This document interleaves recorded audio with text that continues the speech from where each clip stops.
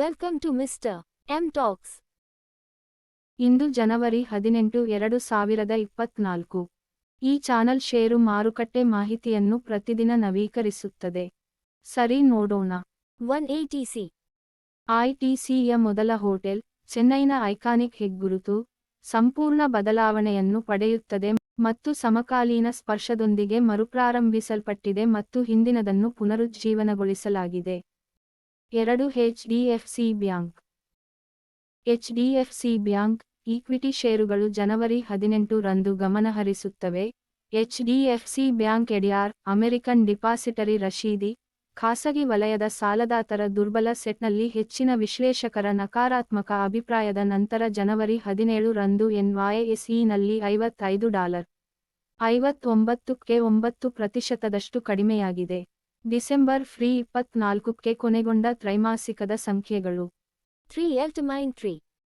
ಎಲ್ಟಿಐ mind tree technology consulting ಮತ್ತು digital ಪರಿಹಾರಗಳ ಕಂಪನಿಯು ದುರ್ಬಲ ಕಾರ್ಯಾಚರಣೆಯ ಮಾರ್ಜಿನ್ ಕಾರ್ಯಕ್ಷಮತೆಯಿಂದಾಗಿ ಡಿಸೆಂಬರ್ 24ಗೆ ಕೊನೆಗೊಂಡ ತ್ರೈಮಾಸಿಕದಲ್ಲಿ ನಿವ್ವಳ ಲಾಭದಲ್ಲಿ 0.6% ಕೋಕ್ ಬೆಳವಣಿಗೆಯನ್ನು $1,169.3 ಕೋಟಿ ರೂಪಾಯಿಗಳಿಗೆ ದಾಖಲಿಸಿದೆ.